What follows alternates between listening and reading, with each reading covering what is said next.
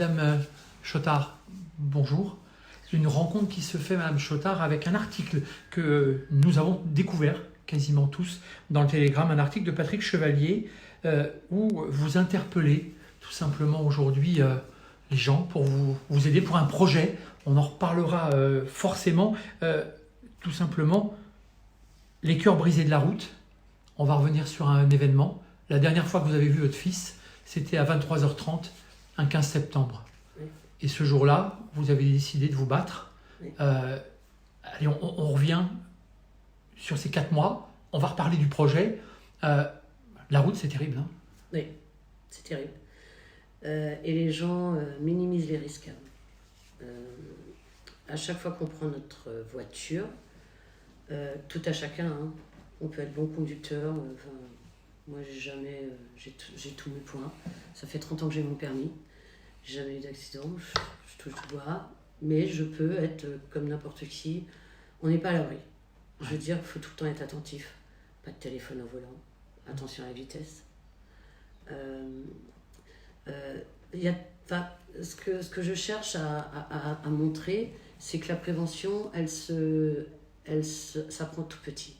Ouais. On va revenir effectivement sur toutes les raisons et tout ce qui forge aujourd'hui cette conviction, en tout cas, que faire que ce drame serve à quelque chose. En tout cas, c'est ce que vraiment on veut en retenir de cette déchirure. Un enfant qui disparaît, sa petite amie, Ploubalay, voilà, on a le contexte. Et puis tristement, on vous appelle, et là, 3 enfants, il en manque un. Mon fils aîné qui m'a appelé. Ouais. C'est lui qui me l'a annoncé. Ouais. Et là, on se dit, c'est plus possible. Il faut que, sincèrement, qu'on prenne conscience. Ça vient après ça. Ça vient après ? Ouais, sur le coup, ouais.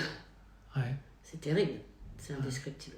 Indescriptible. C'est-à-dire que pour que les auditeurs perçoivent bien, même si on imagine cette déchirure, on va d'ailleurs en parler, puisque vous me disiez tout à l'heure, après avoir créé votre groupe, Les Cœurs Brisés, en clair, vous avez déjà d'autres parents qui sont venus témoigner, qui sont venus s'associer, un petit peu plus de 13 au total, qui ont vécu le même drame, et avec la même, je dirais, la même tristesse. On se comprend. Ouais. On est cette déchirure et cette fracture, on est amputé, c'est terrible de vivre ça, on ne devrait pas avoir à vivre ça. Vous me disiez tout à l'heure, la justice, elle est là pour juger. Voilà. Vous, votre souhait, c'est de faire prendre conscience. Sans jugement. Sans jugement. C'est quoi? C'est arrêter de téléphoner au volant, mettez la ceinture, mettez la ceinture à un enfant. Oui.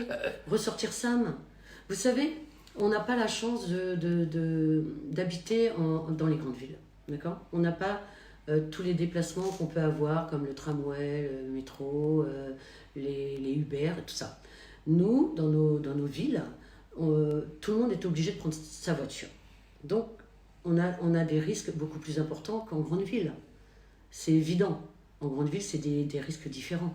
Mais les accidents chez nous, je veux dire, même si les jeunes sortent en boîte ou vont chez des amis, voilà, ils prennent leur volant, la voiture.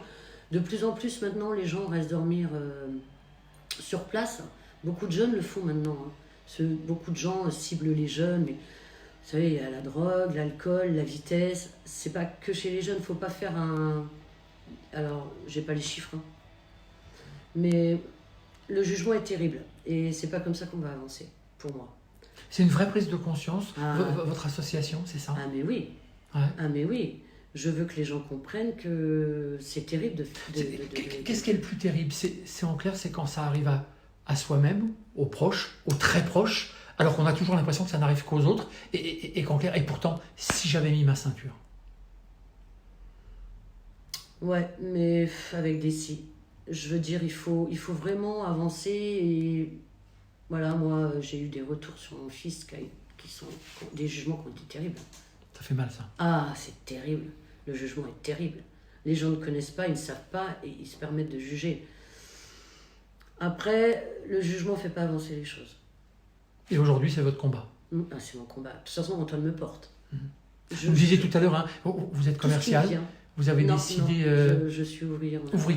Pardon, et vous avez décidé tout simplement, hein, dans votre travail, de travailler maintenant de nuit et de consacrer vos journées entières pour votre Pour mon fils. association. Ouais. Pas que pour mon fils. Mon fils me porte, ça c'est une certitude. J'ai plein de choses en tête. Hein. Maintenant, je ne peux pas le faire toute seule. J'ai besoin d'être accompagnée, d'être aidée, d'avoir des dons, forcément. Rien ne se fait sans dons. Ouais. J'aurai la fortune. Je ne l'ai pas. Mais voilà, je souhaite faire un événement par an. Je souhaite aussi, parce que ça, je le vois maintenant avec des yeux différents. Hein. Vous savez, hein, quand on a perdu un enfant, on ne voit plus les choses pareilles. Sur les routes, on croise souvent des bouquets de fleurs. Il y en a partout, hein, malheureusement. Moi, sur le lieu de l'accident, j'ai mis 2 cœurs.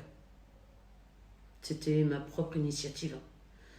Il y en a sur mon groupe Les Cœurs Brisés qui m'ont rejoint et qui mettent des cœurs aux emplacements où un de leurs enfants ou de leur cousin. On est amputé, il n'y a pas que moi, hein, il y a toute la famille, il y a ses frères, il y a les oncles, il y a les tantes, il y a les amis, je ne suis pas toute seule. Et je vais faire un petit... Vous connaissez le pont Saint-Hubert à Plouer. À une époque, il y avait sur ce pont un panneau qui signalait le nombre de tués sur cette route. Ce panneau a été retiré. Pourquoi? Je ne sais pas. Ça, c'était de la prévention. Pour vous, il était important. Ah oui. Comme quand on rentre dans une ville, on nous dit à quelle vitesse on conduit. Donc on a le droit à un smiley ou on a le droit à... Voilà, c'est important. On visualise à la vitesse où on roule, même si on le voit sur notre cadran. Là, on le voit. C'est visuel. Un radar, vous voyez un radar sur la route, vous allez ralentir. Les gens, qu'est-ce qu'ils font après? Bien souvent, ils freinent. Ils ralentissent et ils accélèrent. Voilà. Mais c'est la réalité. Quand vous croisez aujourd'hui quelqu'un qui a un téléphone au volant, vous savez quoi? Vous avez envie de l'arrêter et de lui dire lâchez-le, lâchez-le. Mais bien sûr. Mais bien sûr.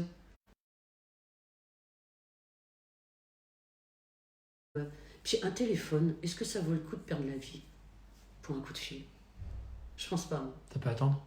Ça peut attendre. La vie, elle est précieuse. Derrière cette association, on mettra en ligne, hein, de toute façon, forcément le lien pour pouvoir retourner et parler avec vous, échanger, retrouver tous ces parents auxquels aujourd'hui, vous me disiez d'ailleurs en l'espace de quelques semaines, on va dire, hein, vous êtes à plus de 600 personnes qui viennent discuter ensemble, s'inscrire, qui viennent converser, qui viennent apporter, entre guillemets, leur témoignage, leur souffrance, forcément, leur histoire, qui ont besoin. Pour vous, c'était important. C'est le message aujourd'hui que votre fils Les gens vous fait passer. ont besoin de... Quand on a vécu ce drame, alors, il faut pouvoir en parler. On a besoin d'en parler. Et la famille est pas forcément...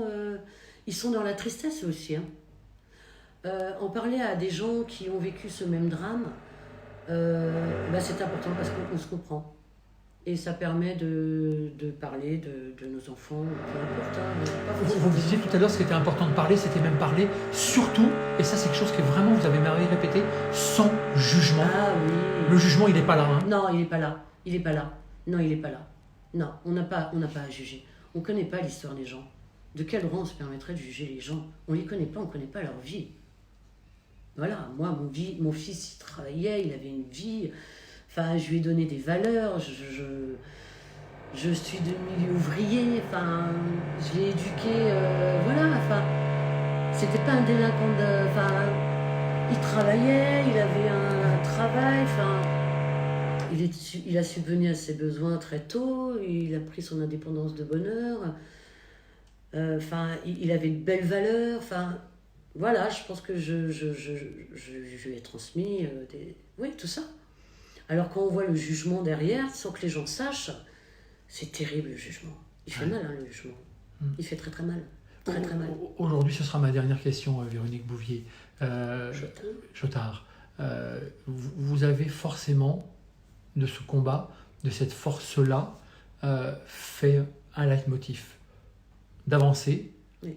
de la prévention. Oui. Donc aujourd'hui, concrètement, une fois par an, votre souhait, c'est d'obtenir des dons pour pouvoir à la fois témoigner Oui.